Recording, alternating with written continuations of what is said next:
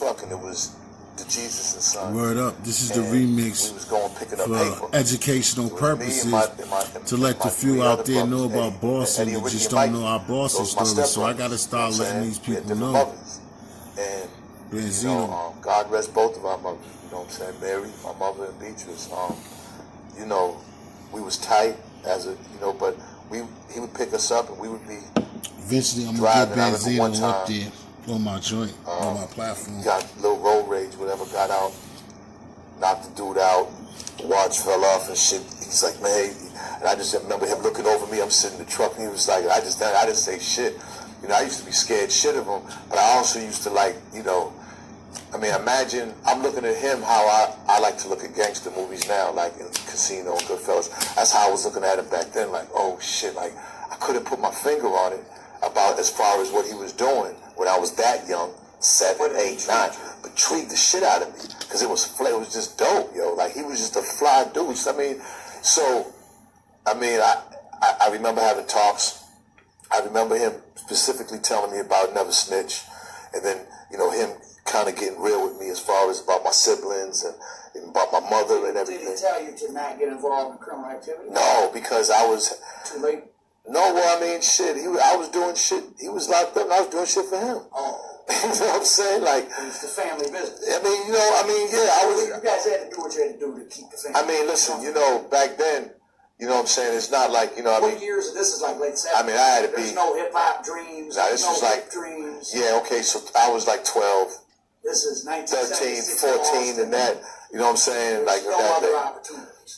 I mean, even if there was, I'm coming under Tito, so. Well, I can attest to. I mean, you know, economically, Boston was one of the more. Now it's very thriving, but in that era when you were growing up, Boston was very economically depressed. Boston was fucked up. Not a lot going on. Yeah, it was fucked up. And projects was. I mean, everybody was staying in projects.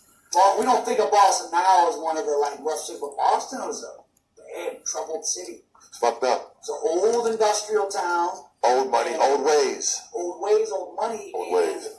You know, it had cannery businesses, it had stuff that just died out after World War II. That's right. And it just, there was no jobs. Now, I know his shit, video. The whole economy changed in the 80s. But, you know, and once you had venture capital and banking, it kind of, the economy changed. But when you were and then when crack came, you know what I'm saying? But when you were growing up, yeah, it wasn't a lot of opportunity. It wasn't, and I just remember, like I said, and then it was like, you know, with schnapps, you know what I'm saying?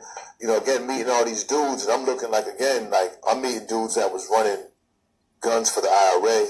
I'm meeting guys that were gangsters. I'm meeting bank robbers. Explain. I mean, I know what you're saying, but it's really like an interesting thing. Just briefly, so within the Boston underworld of, you know, people selling drugs and making bets and regular bullshit like saying Goodfellas, you had a contingent of the Irish that were using some of their money to send arms. To send arms back to Ireland to fight against, you know what I'm saying? Fighting a terrorist war against the British government. Right. So that's been going on for thousands of years. So I met these guys. There's a good book out called The Valhalla's Wake. These guys had wrote, God rest the dead, Joe Murray and Patney, and it was, you know what I'm saying, a really, really great book. It's called The Valhalla's Wake. And it just explains to them, you know, they had a cause. And that's when I first started understanding about cars. You know, because the same thing you just said, I was like, oh, shit, like, okay, these are gangsters now. See, now as I'm getting older, I'm understanding gangsters now. But then I'm like, oh, shit, these dudes is, like, they have a cars, yo. You know what I'm saying?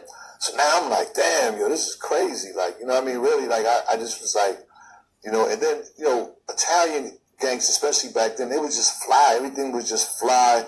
And everything was just, it just was like manly. Like, that's how I seen men, how men were. It wasn't, you know, that's how I got to look at how to be a man, you know what I'm saying, is through them. You know, it just wasn't, you know, savagery, you know what I'm saying? Being in control of yourself. It was, it really was. It just was something that you want to be a part of, something that you want to, like, be, you know what I'm saying, and shit. You know, to me, like I said, Schnapps is my hero. You know what I'm saying? Like, shit.